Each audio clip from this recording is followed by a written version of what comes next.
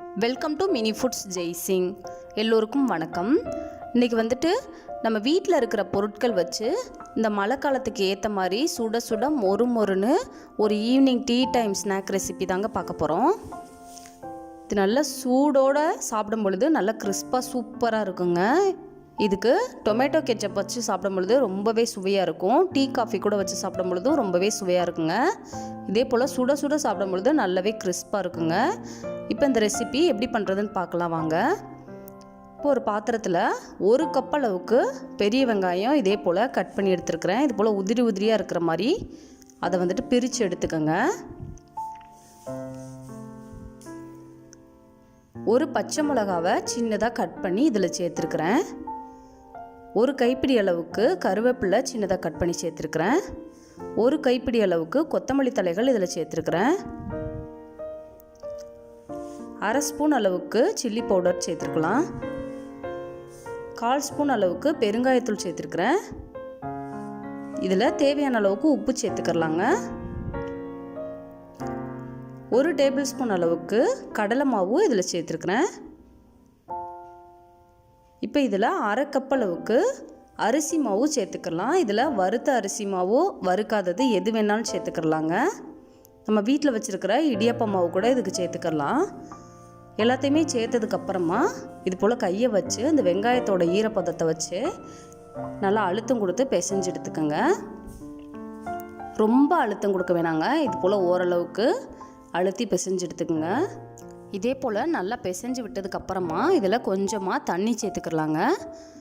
தண்ணி சேர்த்துட்டு இது போல் நல்லா கலந்து எடுத்துக்கோங்க. இதில் 2 ஸ்பூன் அளவுக்கு நார்மலான சமையல் எண்ணெய் வந்துட்டு சேர்த்துக்கிறேன். இந்த எண்ணெயை வந்துட்டு சூடு பண்ணியும் சேர்க்கலாங்க. நான் வந்துட்டு இப்போ சும்மா தான் சேர்த்துருக்குறேன். இது இந்த ரெசிபிக்கு வந்துட்டு இன்னும் நல்ல ஒரு கிறிஸ்பினஸ் கிடைக்கும். பாருங்கள், இதே போல் நல்லா வந்துட்டு பிசைஞ்சு விட்டுக்கலாம். பிசைஞ்சு விட்டதுக்கப்புறமா இதில் 1/2 ஸ்பூன் அளவுக்கு சோம்பு சேர்த்துருக்குறேன். நீங்கள் சோம்புக்கு பதிலாக ஜீரகம் கூட சேர்த்துக்கலாங்க. அதோட ஃப்ளேவரும் நல்லாயிருக்கும். இதில் கொஞ்சமாக தண்ணி சேர்த்து இப்போ நல்லா வந்துட்டு பிசைஞ்சு இதை வந்துட்டு ஒரு சப்பாத்தி மாவோட பதத்துக்கு பிசைஞ்சு எடுத்துக்கிறேங்க. பாருங்கள், இந்த அளவுக்கு பதம் இருக்கிற மாதிரி பார்த்துக்கோங்க. இப்போ நம்ம கையில் வந்துட்டு நல்லா தண்ணி தொட்டுட்டு இதை வந்துட்டு சின்ன சின்ன உருண்டைகளாக எடுத்துக்கிறணும். நமக்கு வேணுங்கிற அளவுகளில் எடுத்துக்கிறணுங்க. இதே போல் உருட்டி எடுத்ததுக்கப்புறமா இதை வந்துட்டு நம்ம உள்ளங்கையில் வச்சு நல்லா வடை போல் தட்டி விடணுங்க. மசால் வடைக்கு தட்டுறது போல் தட்டி எடுத்துக்கலாம். ஓரங்களில் இருக்கிற வெடிப்பெல்லாம் சரிப்படுத்திக்கிறலாங்க. இதே போல் எல்லாத்தையுமே நம்ம தட்டி எடுத்து வச்சுக்கலாம். இப்போ இதை வந்துட்டு நம்ம டீப் ஃப்ரை பண்ண போகிறது இல்லைங்க, ஷாலோ ஃப்ரை தான் பண்ண போகிறோம். உங்களுக்கு தேவைன்னா நிறைய எண்ணெய் வச்சு பொரிச்சு எடுத்துக்கோங்க. நான் வந்துட்டு கொஞ்சமாக எண்ணெய் வச்சு தாங்க பொரிச்சு எடுக்க போகிறேன். இப்போ ஒரு பாத்திரம் சூடானதுக்கப்புறம் அதில் 3 ஸ்பூன் அளவுக்கு எண்ணெய் சேர்த்துக்கிறேன்.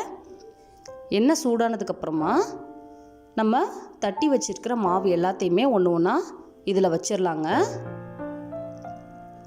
அடுப்பு வந்துட்டு மீடியம் ஃப்ளேம்லேயே இருக்கிற மாதிரி பார்த்துக்குங்க. அப்போ தான் நல்லா வெந்து வரும். நம்ம இதில் அரிசி மாவு தான் சேர்த்துருக்குறோம், அதனால் சீக்கிரமாகவே வெந்துருங்க. இதில் இருக்கிற எல்லா பீஸையுமே பொரிச்செடுக்கிறதுக்கு இந்த 3 ஸ்பூன் அளவுக்கு உள்ள எண்ணெயே போதுமான அளவு இருக்குங்க. இப்போ ஒரு 4லேருந்து 5 நிமிஷம் நல்லா வெந்ததுக்கப்புறமா மறுபக்கம் வேகிற மாதிரி திருப்பி போட்டுக்கலாம்.